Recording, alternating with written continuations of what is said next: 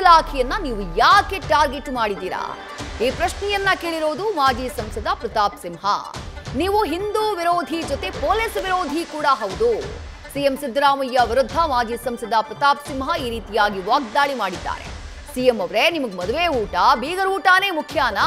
ವಿಧಾನಸೌಧಕ್ಕೆ ನೀವು ಸಿಎಂ ಅನ್ನೋದಾದ್ರೆ ನೀವು ಒಬ್ಬ ಸಿಎಂ ಅಲ್ಲ. ಮೈಸೂರಿನಲ್ಲಿ ಸಿಎಂ ಸಿದ್ದರಾಮಯ್ಯ ವಿರುದ್ಧ ಪ್ರತಾಪ್ ಸಿಂಹ ವಾಗ್ದಾಳಿ ಮಾಡಿದ್ದಾರೆ. ಪೊಲೀಸ್ ಅಧಿಕಾರಿಗಳನ್ನ, ಪೊಲೀಸ್ ಕಮಿಷನರ್ ದಯಾನಂದ್ ಅವ್ರನ್ನ, ಅಡಿಷನಲ್ ಸಿಪಿಯನ್ನ, ಡಿಸಿಪಿಯನ್ನ ಸಸ್ಪೆಂಡ್ ಮಾಡಿರುವಂಥದ್ದನ್ನ ನನ್ನ ಮೈಸೂರಿನಲ್ಲಿ ಅವ್ರು ಸಮರ್ಥನೆ ಮಾಡಿಕೊಂಡಿರೋ ರೀತಿ ಆಗಿದೆ.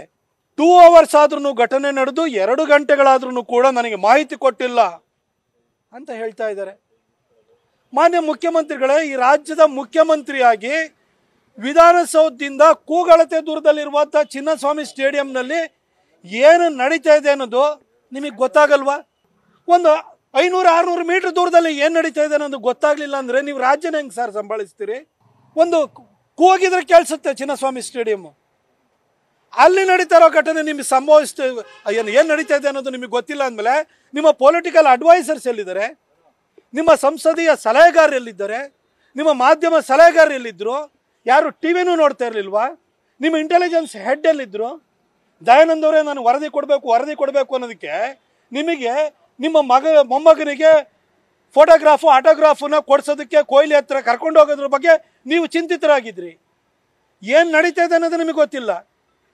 ಅಲ್ಲ, ನೀವು ಪೊಲೀಸ್ ಅಧಿಕಾರಿ ಮೇಲೆ ನನಗೆ 2 ಗಂಟೆ ಆದ್ರೂ ಕೂಡ ಮಾಹಿತಿನ ಕೊಡಲಿಲ್ಲ, ಆ ಕಾರಣಕ್ಕೋಸ್ಕರ ಸಸ್ಪೆಂಡ್ ಮಾಡಿದ್ದೀನಿ ಅಂತ ಹೇಳ್ತಿದ್ದೀರಲ್ಲ. ಹಾಗಾದರೆ ಗೋವಿಂದರಾಜು ಅವರನ್ನ, ನಿಮ್ಮ ಸಂಸದೀಯ ಸಲಹೆಗಾರರನ್ನ ಯಾಕ್ರಿ ಸಸ್ಪೆಂಡ್ ಮಾಡಿದ್ರಿ ಸಿದ್ದರಾಮಯ್ಯ ಸಾಹೇಬ್ರೆ?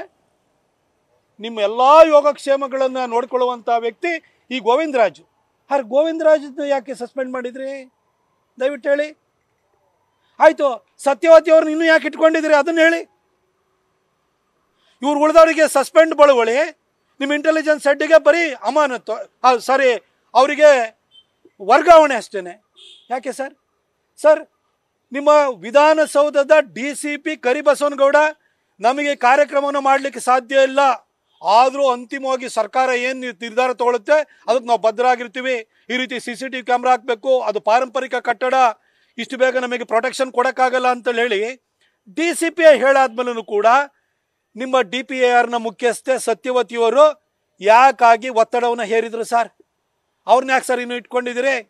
ಅವ್ರು ಕೊಟ್ಟ ನಾವು ಆಟಗಾರರು 4 ಗಂಟೆಗೆ ಇಲ್ಲಿಗೆ ಬರ್ತಾರೆ, ನಾವು ಅವರಿಗೆ ಇಲ್ಲಿ ಸನ್ಮಾನ ಮಾಡ್ತೀವಿ, ಮುಖ್ಯಮಂತ್ರಿಗಳು ಬರ್ತಾ ಇದ್ದಾರೆ, ಗವರ್ನರ್ ಬರುವಂಥ ಸಾಧ್ಯತೆ ಇದೆ, ಸಾರ್ವಜನಿಕರು ಇಲ್ಲಿ ಬರಬೇಡಿ, ಚಿನ್ನಸ್ವಾಮಿ ಸ್ಟೇಡಿಯಂಗೆ ಹೋಗಿ ಅಂತಲ್ಲಿ ಕಳಿಸಿದವ್ರು ಯಾರು ಸರ್?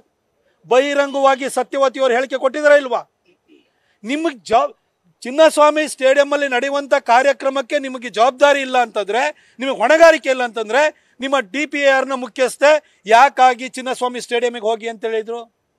ಆಯಿತು, ನಿಮ್ಮ DPARನ ಮುಖ್ಯಸ್ಥೆ ವಿಧಾನಸೌಧ ಹತ್ರ ಬರಬೇಡಿ ಅಂತ ಸಾರ್ವಜನಿಕರಿಗೆ ಕರೆ ಕೊಡ್ತಾರೆ. ನೀವು ಬೆಳಗ್ಗೆ 8 ಗಂಟೆಗೆ ಟ್ವೀಟ್ ಮಾಡಿಬಿಟ್ಟು ನಾವು ಸನ್ಮಾನ ಮಾಡ್ತಾ ಇದ್ದೀವಿ, ಅದರಲ್ಲಿ ನೀವೆಲ್ಲ ಭಾಗಿಯಾಗಿ ಅಂತ ನೀವು ಸಾರ್ವಜನಿಕರಿಗೆ ಕರೆ ಕೊಡ್ತಾ ಇದ್ದೀರಿ. ಏನು ಸರ್ ಸಿದ್ದರಾಮಯ್ಯನವರೇ, ಏನು ಆಡಳಿತದ ಲಂಗು ಲಗಾಮು ಯಾವುದು ನಿಯಂತ್ರಣ ನಿಮಗಿಲ್ವಾ? ಅಲ್ಲ ಸರ್, ಪೊಲೀಸ್ ಡಿಪಾರ್ಟ್ಮೆಂಟನ್ನು ಟಾರ್ಗೆಟ್ ಮಾಡ್ಕೊಂಡಿದ್ದೀರಿ ನೀವು.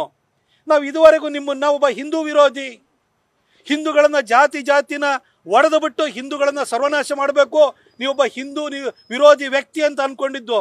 ನೀವು ಪೊಲೀಸ್ ವಿರೋಧಿ ಅಂತ ನಮಗೆ ಗೊತ್ತಿರಲಿಲ್ಲ ಸರ್.